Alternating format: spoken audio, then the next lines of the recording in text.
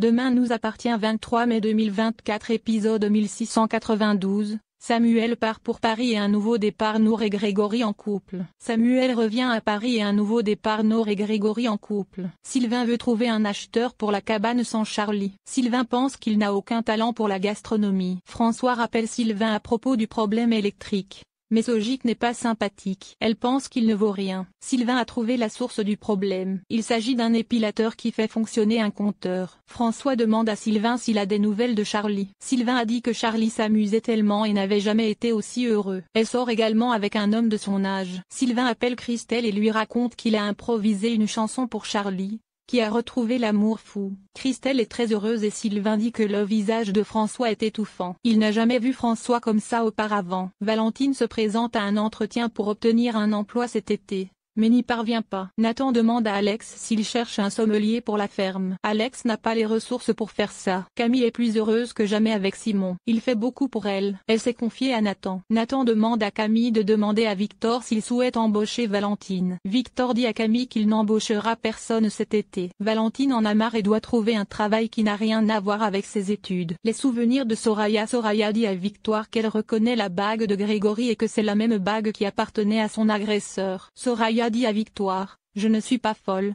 mais son copain pense que ça ne servait à rien de la droguer et de la mettre sur le canapé. Grégory dit à Nour qu'il n'a pas pris d'analgésique parce que c'est un dur à cuire. Victoire a décidé de retirer les points de suture de son front et de prendre soin de lui. Grégory lui dit que la bague à son pouce était un cadeau de sa sœur. Gabriel pense que Soraya devrait témoigner à la police au sujet de son voisin. Puis elle l'a vu jeter des meubles. Gabriel suggère à Soraya de regarder dans le salon de Grégory pour s'assurer que les photos qu'elle a sont de vrais souvenirs et non des cauchemars. Gabriel dit à Grégory qu'il y a des dégâts d'eau dans son appartement, et veut voir Grégory pour voir si les dégâts proviennent de son appartement. Soraya devient convaincue que ce qu'elle voit dans sa tête est en réalité l'appartement de son voisin. Les meubles n'étaient pas au même endroit. Soraya et Gabriel décident de regarder le socle dans la poubelle. Ils sont surpris par Grégory. Grégory prépare le dîner pour Nour et les deux s'embrassent. Le départ de Samuel. Victoire révèle à Samuel ce qui arrive à Soraya. Samuel veut rentrer à Paris. Il a été sevré et se porte bien. Samuel a trouvé un emploi dans un hôpital qui lui a permis de contrôler sa vie 3 jours par semaine. Ils s'embrassent,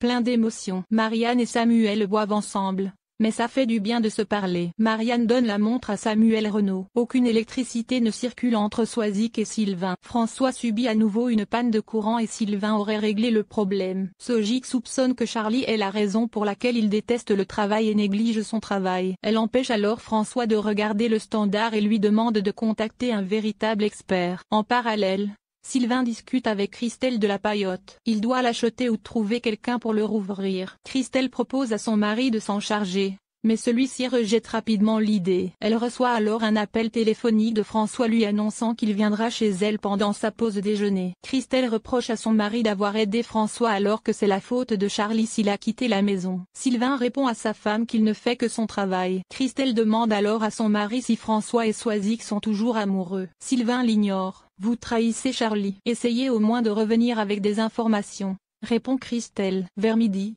Sylvain se rend chez François, au grand désarroi de Sojik. Après une inspection minutieuse, on m'a indiqué que le tableau fonctionnait correctement et que le déclenchement provenait probablement d'un appareil. Sojik dit sarcastiquement. Sylvain va aux toilettes, mais encore une fois tout va mal. Il revient avec le coupable, le rasoir de Sojik. Elle sent à peine le coup. Après le départ de ses compagnons, François remercie Sylvain et s'excuse pour les actes de Sojik. Il demande alors à Sylvain si lui et Christelle ont des nouvelles de Charlie, et ils en ont. Sylvain dit à François que Charlie est heureux et amoureux d'un jeune homme de son âge. François prend ses responsabilités. Peu de temps après, Sylvain appelle sa femme. Il lui avoue que la relation entre Sojik et François est tendue. Sylvain a déclaré que François avait demandé des informations sur Charlie, puis avait dit à sa femme que François lui avait fait croire que Charlie avait une liaison avec un garçon de son âge. Christelle applaudit. Valentine cherche un job d'été. Valentine est à la recherche d'un emploi. Elle tente sa chance dans un restaurant, mais sa candidature n'est pas acceptée. Au départ,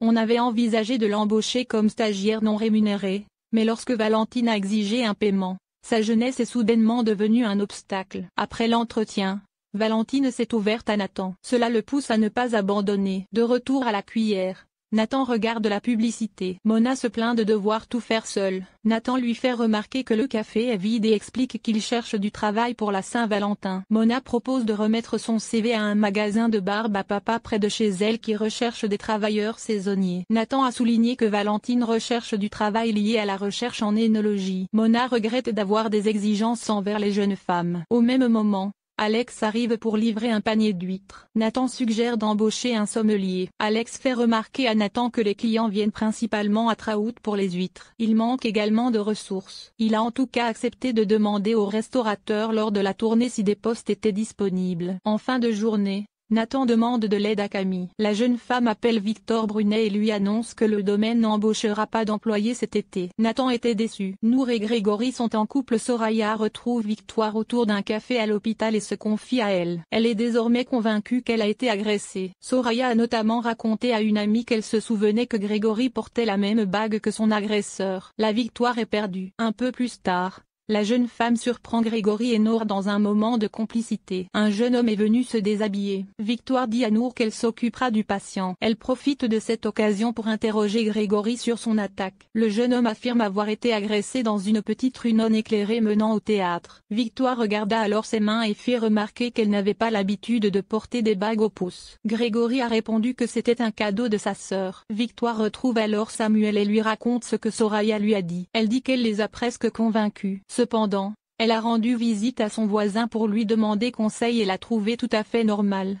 Beau et pas du tout psychopathe. Alors tu le défends. Est-ce que tu aimes ça? Demande Samuel avant de nier toute jalousie. Il a ajouté que sa vie personnelle ne le concernait plus. Samuel Victoire annonce alors son retour à Paris. Sa rééducation a pris fin et il a trouvé un emploi dans un hôpital pour reprendre sa vie en main. Victoire est heureuse pour lui. Ils partagent ensuite un câlin d'adieu. Pendant ce temps, Soraya est avec Gabriel et lui assure que ce n'est pas un rêve. En effet, elle a été témoin de traces de sang et de signes de lutte dans l'appartement de Grégory. Gabriel est désemparé et suggère à Soraya d'aller voir la police. Cependant, la jeune femme croit que la police ne la prendra pas au sérieux comme témoin et se fera dire qu'elle a bu. Soudain Soraya vit Grégory jeter un guéridon. Elle a dû voir ce meuble chez son voisin. L'idée est venue à Gabriel d'aller chez Grégory et de vérifier l'agencement du salon. Si la mémoire de Soraya est bonne, ce n'était pas un cauchemar. Soraya et Gabriel se rendent chez Grégory. Ils lui font croire qu'il y a des dégâts des eaux dans l'appartement. Grégory accepte de rechercher des fuites dans la maison. Marianne et Samuel partent se promener à la marina. Ils prenaient juste un café et ce temps passé ensemble leur faisait du bien. Qui y a cru?